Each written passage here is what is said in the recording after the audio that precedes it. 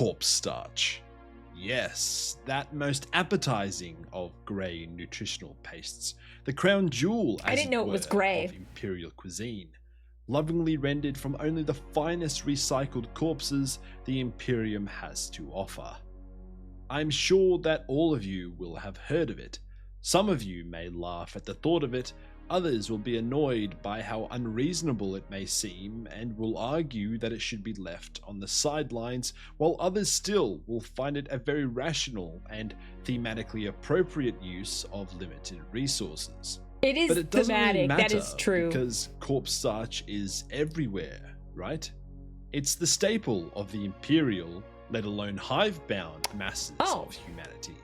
A nutrient-rich miracle. See, I thought it was just a military thing, and like maybe if you're super down on your luck as an imperial citizen. Gloop served by the ladleful to the hungry, the obedient, and the too tired to care. Loyal citizens across the galaxy slurp it down daily, not because they enjoy it necessarily, but because that's what good citizens do when there's nothing else on the menu. It's a harsh galaxy, after all. Does this all sound about right? Well, I hope not, because it shouldn't. There's a tendency to picture the average imperial life through a lens of absolute, all-defining misery. It's a tendency, I find, that mirrors how most will picture the average life of one in the Terran Middle Ages. Rampant disease, rotting teeth, open sores and spoiled food, stink, flies, mud, obese lords and a starved populace, a world lacking in colour, everything being some shade of grey, brown or black. But like many stereotypes, this picture misses the mark. The Middle Ages, while definitely lacking many of the modern comforts that we all take for granted daily, were not entirely backwards, grim, bleak and depressing. When resources or opportunity allowed, homes were painted and clothing was dyed. Colour had meaning, status, and symbolism. Personal hygiene wasn't unknown either. People of all classes commonly washed hands and faces in basins or rivers, especially in the mornings and before and after meals. Baths were taken, soap existed, so did drainage systems soap definitely and running existed. water in some cities, castles and townships. Teeth were cleaned with splayed twigs stuck with cloves and padded with wool cloth.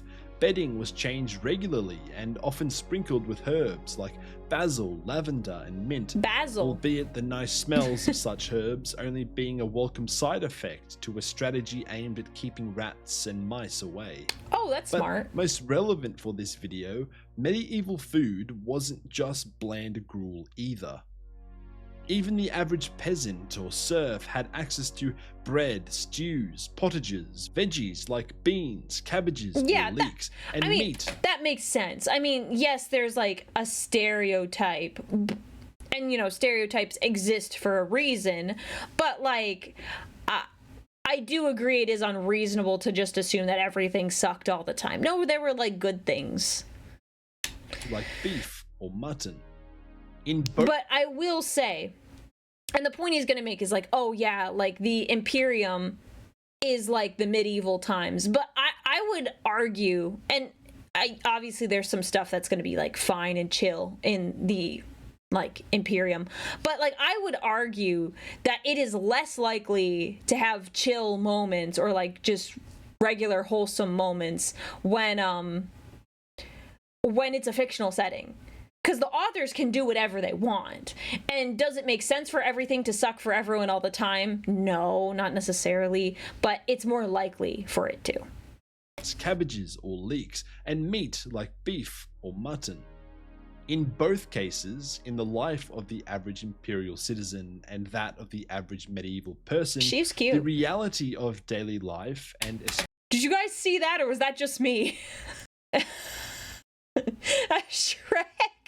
Daily life, and especially diet, is far more complex than the popular image or stereotype will suggest. So what is true for the average medieval peasant in this instance is just as true, if not more so, for the average Joe Imperium. Corpse starch does exist. It is a thing.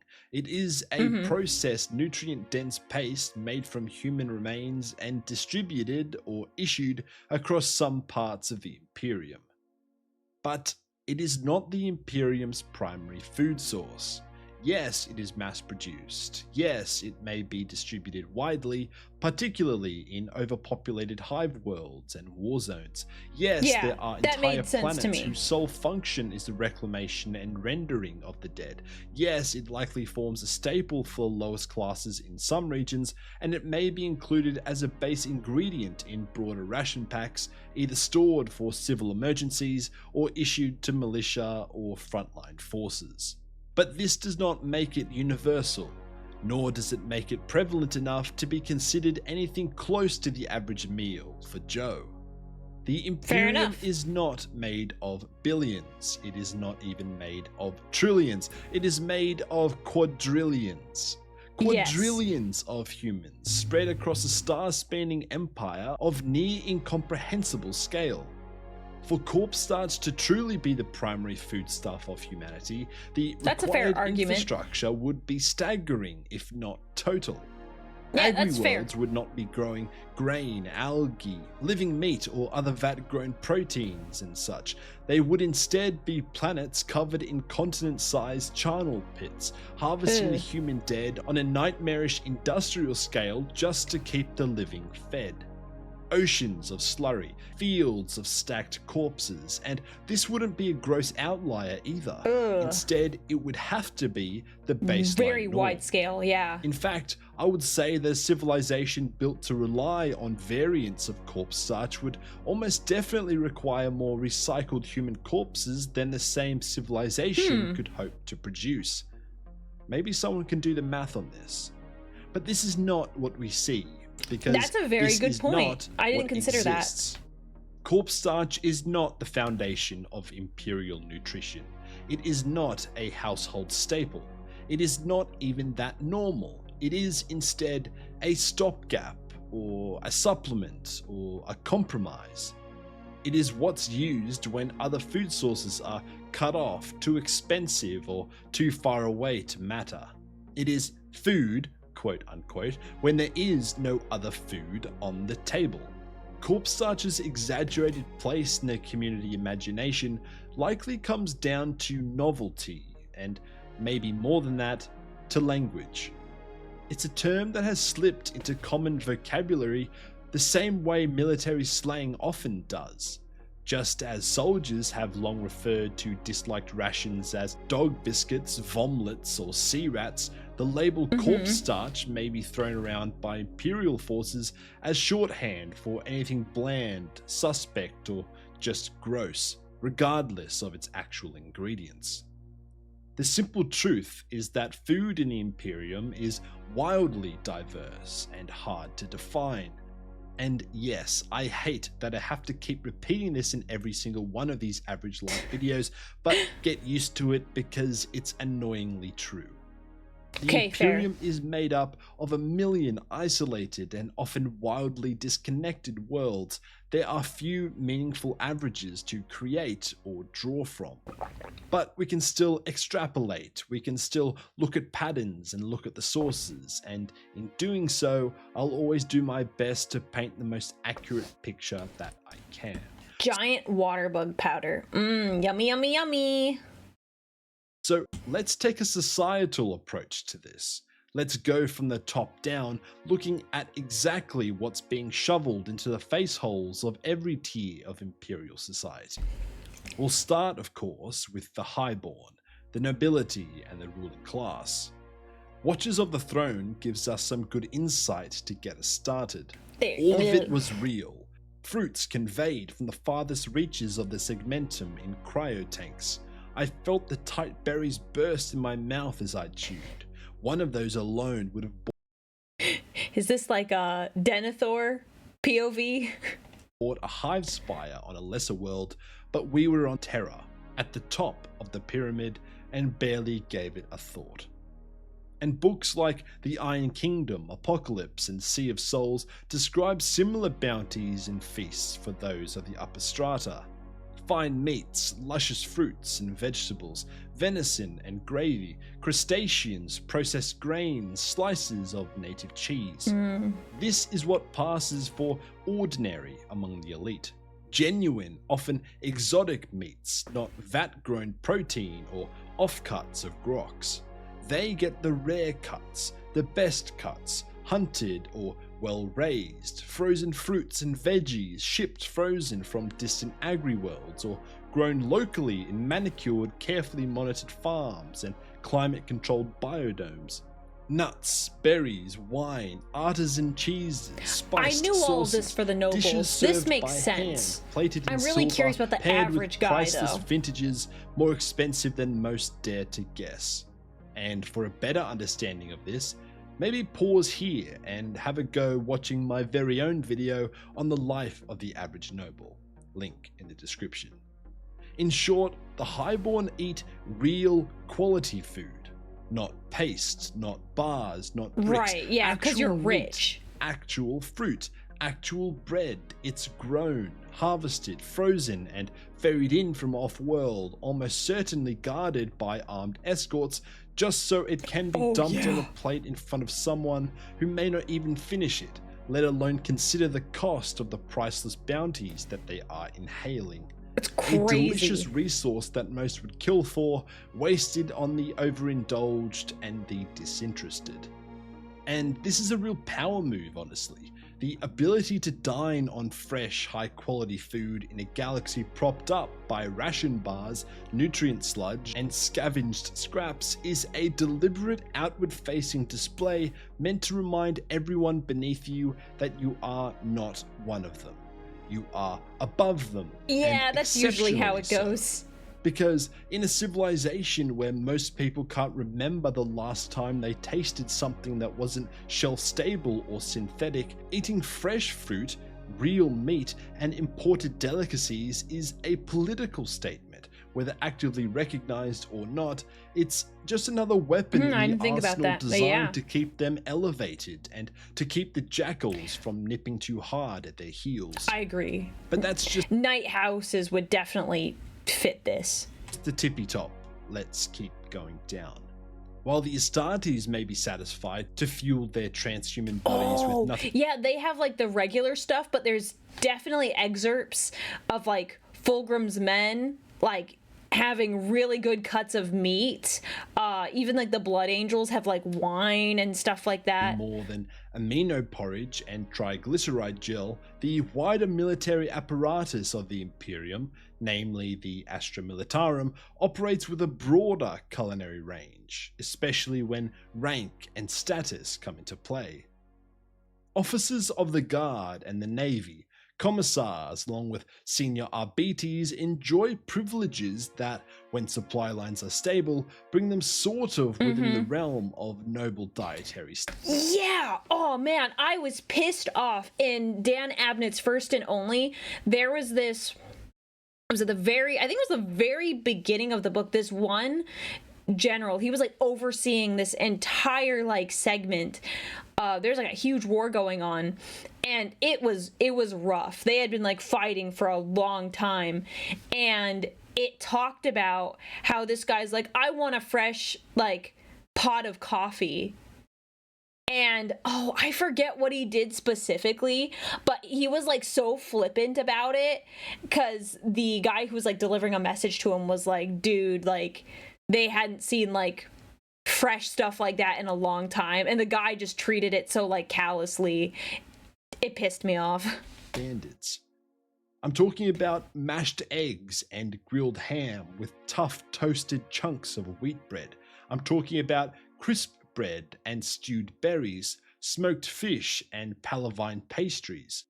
Hot meals, texture, taste, potential for real ingredients, occasionally even fresh. This is what rank buys you in the Imperium. Yes. Not just command over squads or regiments, but a seat at a better table, in a better mess. Even if some or most of it is preserved, dehydrated, tinned, or frozen, it still passes as a proper meal by the time an officer would see it, often prepared by actual trained cooks or at least by servitors and machines designed to imitate them. That said, even distinguished officers have to tango with ration packs eventually, especially when things go sideways, but we will get to that very soon. For the rest, for the average guardsman, well, things aren't so exciting, but they're still definitely a few steps above plain corpse starch levels. Rations of varying quality are usually the go. Most guardsmen make do with these alone, depending on supply chains, campaign location, and how far down the Munitorum's priority list their regiment sits. But even then, rations are often supplemented by whatever a soldier can scrounge, steal, trade, or otherwise acquire on the side. On world, that might mean local wildlife, edible plants, fruits, roots, or whatever the regular native population scavenging isn't using or can be convinced to part with. Off-world, it's whatever you can beg, borrow, or smuggle. A fistful of stolen spices, a cut of contraband meat, or a dash of something unlabeled. After all, we must remember that the finest brews of rot gut are said to owe their kick to a healthy splash of thruster coolant. Anything to add taste, texture, or weight to the otherwise predictable monotony don't of drink issued that. No, don't do meals. that. These meals, Imperial Guard ration packs, can range from bland nutrient bars and dense carb bricks to more elaborate ready-to-eat packs and tins filled with things like variations of gelatinous marbled meats and dehydrated veggies, rice, or other grains. Company cooks will do their best to improvise what's on offer when they can, but quality varies, and most rations are, of course, designed to last and to feed, not necessarily to impress.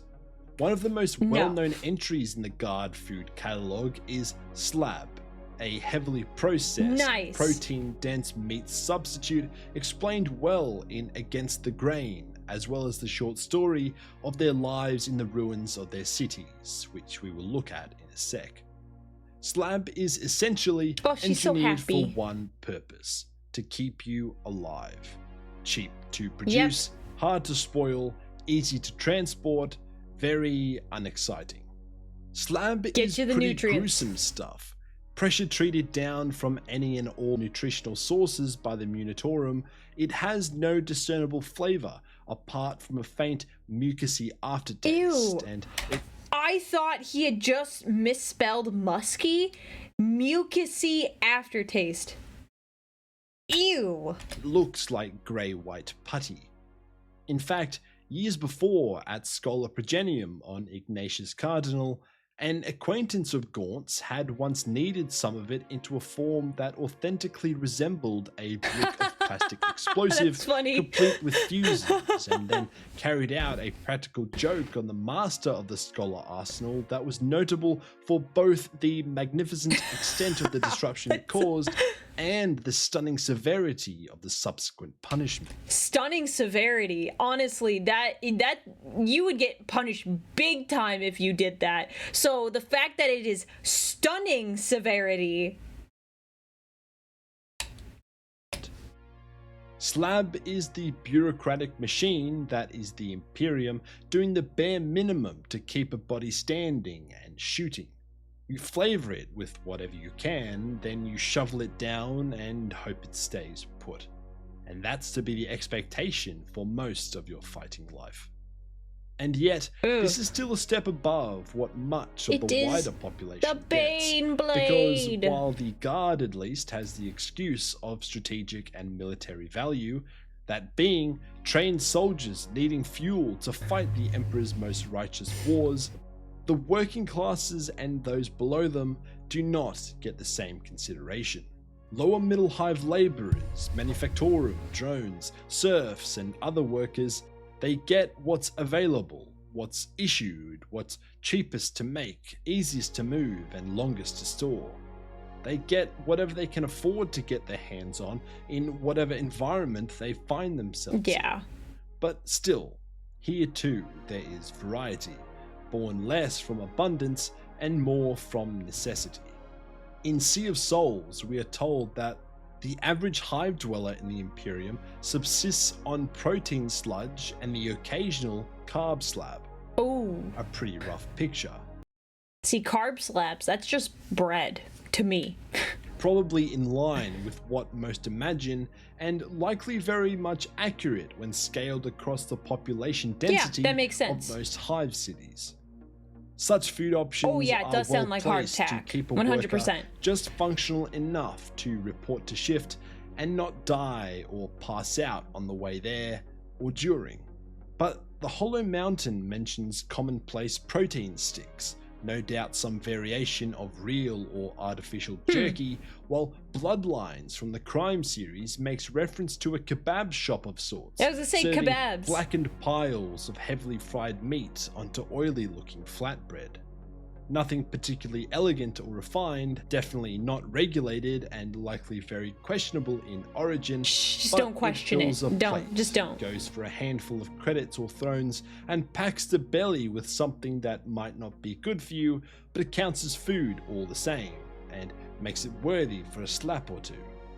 These are meals made in the margins, perfectly suited to hive worlds, forge worlds, and maybe the more run-down corners of civilized worlds. Okay. But let's take a step away from the city and look out to the fields of agri-worlds. Oh, agri-worlds probably have it a bit better. And dependency on imports is lower. Most of the harvest is shipped off-world under strict tithe obligations, but what's left behind, the scraps, that honestly great place can to be, I often support think. a small regional diet. Well, on the less hellish worlds of this classification, anyway. Fair, yes. Roasted zorn cob, boiled durner beans, alpaca stew, and taisenberry pie. That sounds good. That's the favorite meal Mm. of the special wide-eyed agri-world farm boy in 15 hours, and it sounds alright to me. It Just sounds great. Please don't ask me how things end for that same farm boy. But even here, even on the bottom rungs of rural simple living, there's still further to fall. And there's one more tier we need to look at, the true bottom. The underhive and the outcasts, freaks, and forgotten who scrape by within it. As is explained in Necromunda, Gangs of the Underhive. Food in the underhive rarely holds any joy. Yeah. Most meals consist of corpse starch or Nutri-Slime, Ew. supplemented with synth fats and vitamin shots. As such, anyone who can produce real food from the local flora and fauna can expect a steady stream of credits. This is where corpse starch takes center stage. Not as a galactic staple as you may hear elsewhere, not as some grand solution to feeding quadrillions, but as a product of last resort. In the underhive, where infrastructure is broken and logistics are non-existent, corpse starch becomes the standard, not because it's efficient, not because it's celebrated, but because it stores well and it doesn't go off. It's mixed into Nutri-Slime to give it weight, stirred into recycled broth to add bulk. It's something to be supplemented with glowing fungus, questionable algae, or juicy rodents, or juicy man flesh. Down in the underhive, food is what can be.